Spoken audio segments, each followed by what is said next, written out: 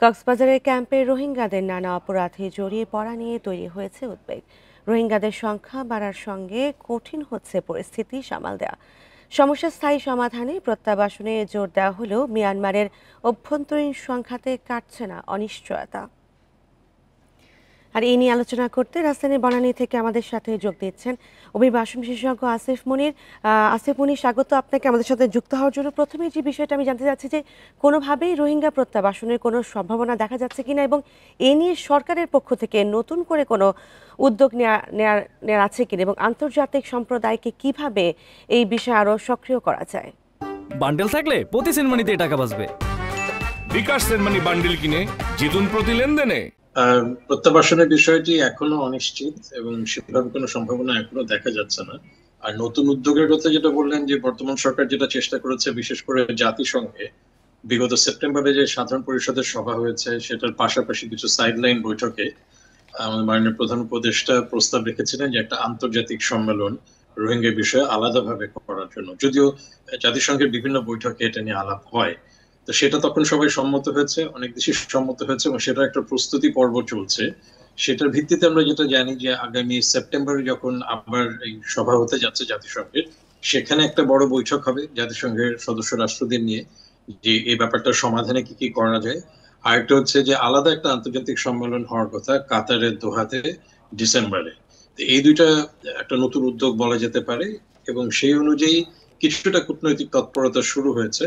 যেমন আমরা জানি যে এই আগামী কয়েকদিনের মধ্যেই কক্সবাজারে আমাদের মাননীয় প্রধান উপদেষ্টা যাবেন এবং সেখানে বেশ কিছু কূটনীতিকদেরকে আহ্বান করা হয়েছে। গত কয়েকদিন আগে তাদেরকে ব্রিফিং দেওয়া হয়েছে।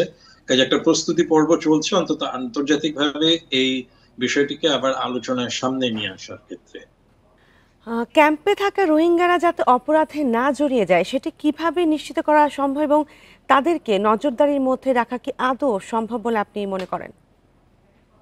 হ্যাঁ, যেটা আপনাদের প্রতিবেদকও বলছিলেন যে কিছু রোহিঙ্গা এরকম আইন শৃঙ্খলা পরিস্থিতি অবনতির জন্য দায়ী, সেটার কারণে রোহিঙ্গারা নিজেরাই সবচেয়ে বেশি আতঙ্কে রয়েছে। তো সেটা একেবারে যে আমরা অ্যাড্রেস করতে পারছি না তা না। আমরা বিভিন্ন সময় দেখেছি যে আমাদের আইন শৃঙ্খলা বাহিনী, বিশেষ করে বিশেষ বাহিনী যেগুলো আছে এবং আমাদের গোয়েন্দা সংস্থার তৎপরতায় মাঝে মাঝে কিছু নেতৃস্থানীয় এইসব সশস্ত্র বাহিনীর লোকজনকে পাকড়াও করা হয়েছে এবং তাদেরকে আইনের প্রক্রিয়ায় আনা হয়েছে। কিন্তু ব্যক্তিকে যখন আমরা অ্যারেস্ট করছি, সংগঠনটি তো রয়ে যাচ্ছে বা তাদের সাংগঠনিক প্রক্রিয়াটা রয়ে যাচ্ছে, সেটিকে নির্মূল করার ক্ষেত্রে একটা উদ্যোগ দরকার। তো সেই ক্ষেত্রে এই ধরনের ঘটনা কিন্তু অন্যান্য শরণার্থী শিবিরেও হয়, অন্যান্য দেশেও হয়। এই আন্তর্জাতিক অভিজ্ঞতাকে কাজে লাগানো যেতে পারে এবং আমাদের বিশেষ করে বাংলাদেশের কিন্তু একটা সুনাম রয়েছে বিশ্বে পিস কিপিং এ, শান্তি রক্ষা বাহিনীর ক্ষেত্রে। তো সেই অভিজ্ঞতাকে কাজে লাগিয়ে ক্যাম্পের ভেতরে শুধুমাত্র স্বাভাবিক আইন শৃঙ্খলা বাহিনীর তৎপরতা না, বিশেষভাবে যদি আমাদের সামরিক বাহিনীর একটা গোষ্ঠী কাজ করে বা পরামর্শ দেয় যে কি করে এখানে আইন শৃঙ্খলা নিয়ন্ত্রণ করা যায়, কারণ এখানে সশস্ত্র গোষ্ঠীগুলো রয়েছে এবং অস্ত্রগুলো কিন্তু আমাদের দেশের বাইরে থেকে বর্ডার দিয়ে আসছে। তো এখানে বর্ডারকে নিয়ন্ত্রণ করার ব্যাপার, অস্ত্রের আনাগোনা বন্ধ করা, মানুষের অবাধ চলাফেরা বন্ধ করা, এই প্রক্রিয়াগুলো জোরদার করা দরকার সমন্বিত উদ্যোগ নিয়ে। সেটা করা সম্ভব এবং কিছু চিরুনি অভিযান চালিয়ে গোষ্ঠীগুলোকে একেবারে সমূলে উৎপাটিত করার একটা প্রক্রিয়া থাকা দরকার।